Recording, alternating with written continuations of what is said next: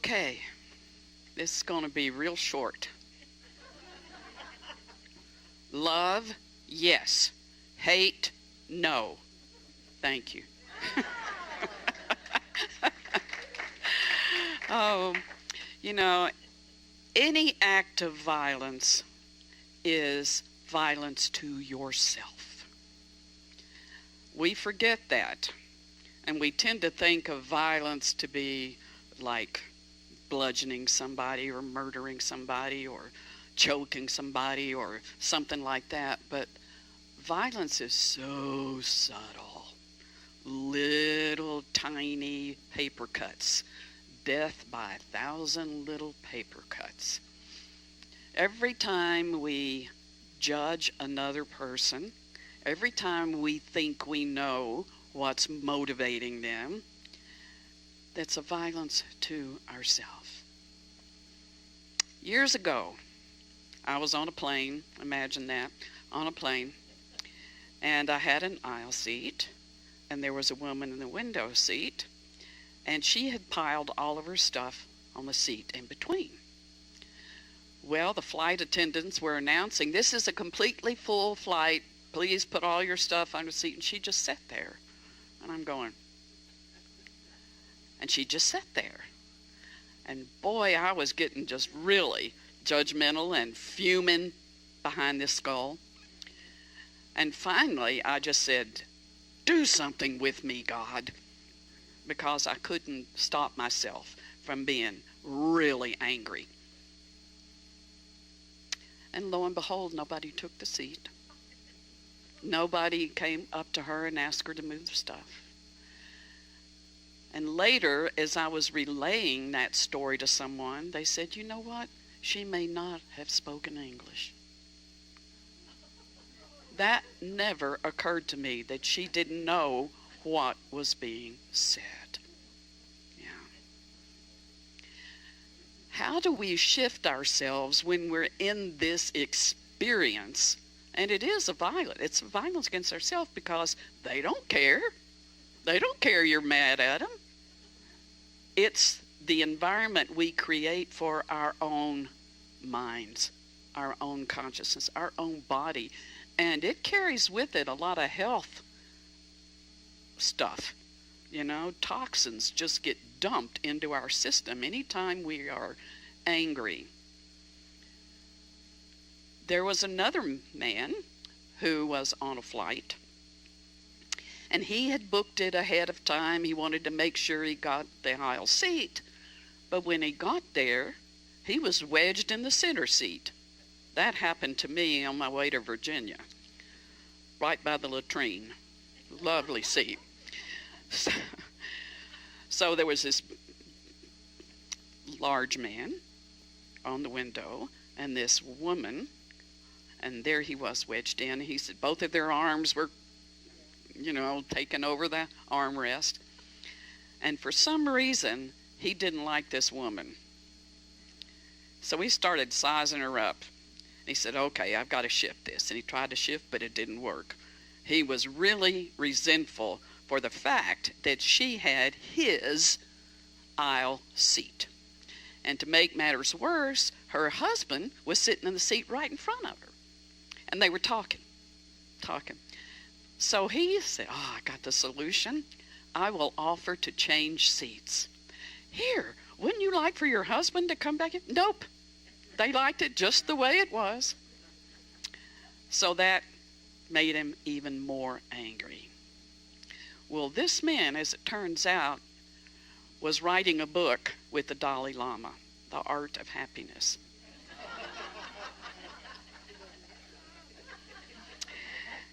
So he decided he would try to practice what he was writing about and what the Dalai Lama was teaching. One of the techniques to do something with yourself when you find yourself in a snit is to not generalize it, but to focus on the details. So this is what he did. He looked over at the woman, and he looked down at her little finger, and he said, in and of itself, do I hate that little finger? The answer was no.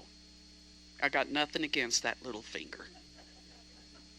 Then he went on to the blouse she was wearing, or, do I hate that blouse? Is that blouse harming me? No. Okay. He went bit by bit by bit from her toes to her head, asking, do I have anything against that ear? No, I don't hate that ear. And pretty soon, he realized he did not hate that woman. As a matter of fact, eventually she turned and they had a brief conversation, and it was quite pleasant. So remember that next time you're annoyed with somebody in the checkout who's paying $10.23 all in coins. Patience. Patience. Oh, what a virtue patience is. How often do we commit violence just because we're impatient? You know, Jesus said, if you do it to the least of these, you've done it unto me. Well, the me he's talking about is our real self, the divine self. So anytime I'm impatient, like Phil, he won't leave the house until it's exactly 2 minutes to get there, assuming it's 2 minutes away. And can't we be a minute early? Can't we just go ahead and go? The joys of relationships, I'm telling you. Okay. Change your perspective. When you're with somebody who irritates you, annoys you, that you disagree with, that you want to just mentally, don't. Shift your perspective and know that there's more than one way to view everything. And that's difficult when the stakes are high. The capacity to shift perspectives depends on, number one, do you want to? Or are you happy in the hell that you've created that you're living in? You know? Do you want to? If you want to, you can.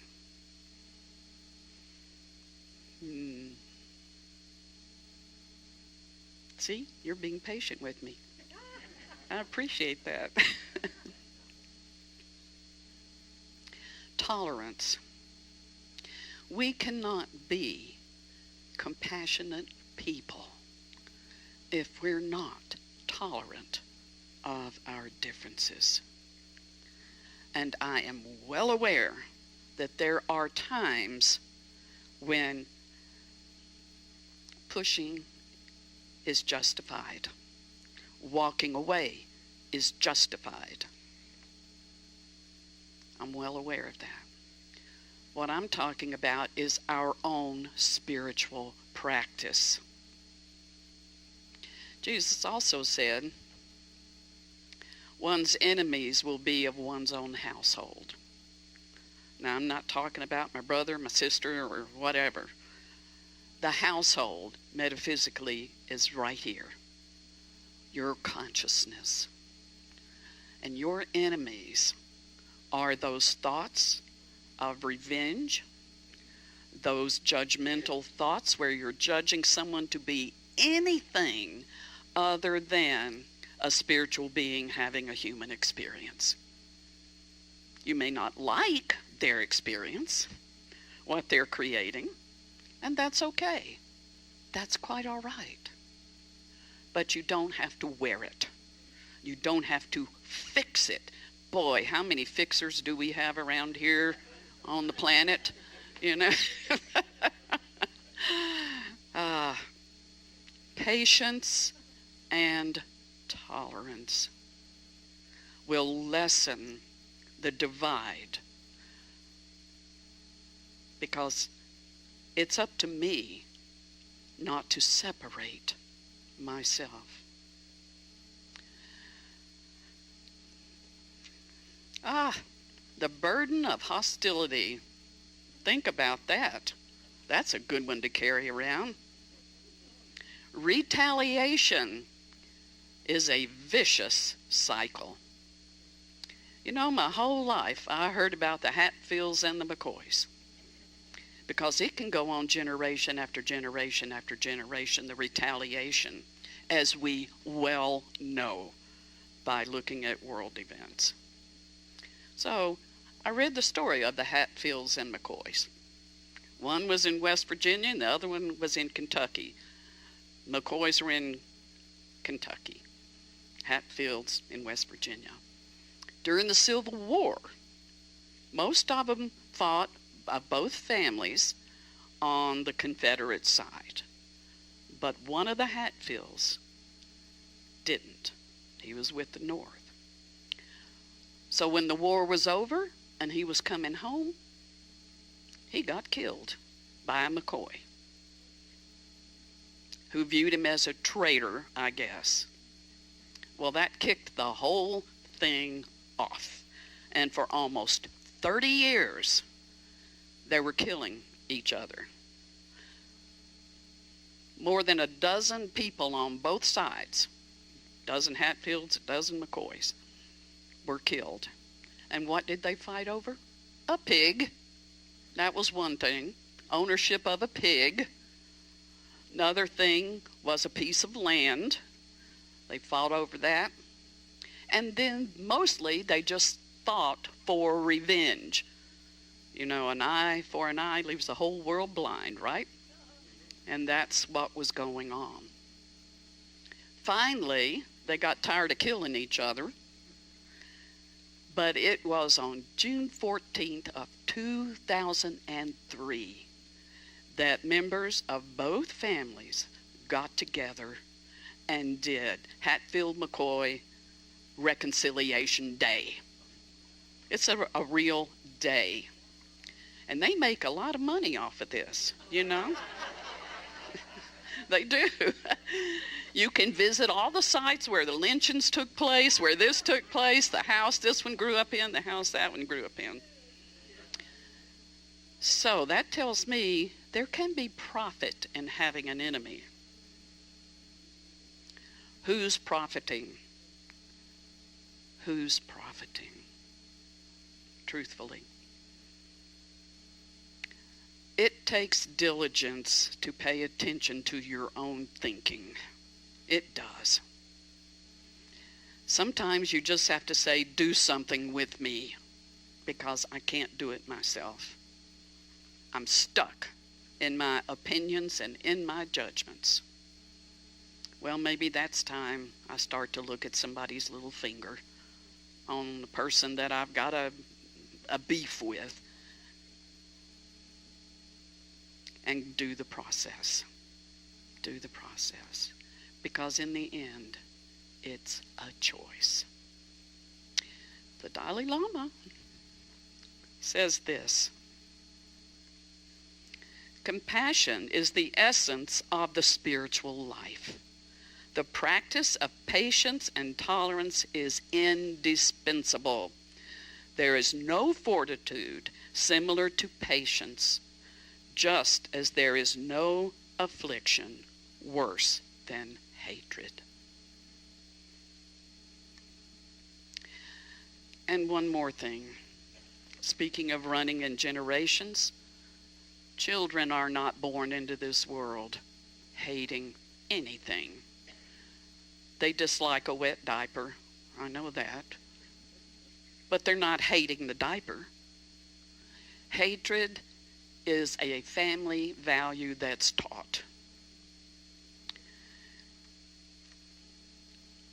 Paulo Coelho, who wrote The Alchemist and other books, said this. I love this quote. The hardest tests on the spiritual road are the patience to wait for the right moment and the courage not to be disappointed with what we encounter.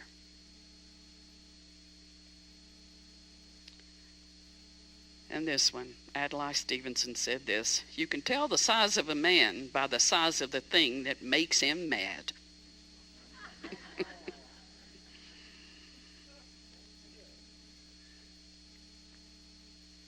Love your enemies because it is yourself. We all know about projection. My first Unity ministry used to say, when you get squeezed, what comes out of you? You squeeze an orange, orange juice comes out. When you get squeezed, what comes out? Love, do it. Hate, don't do it. That's the message.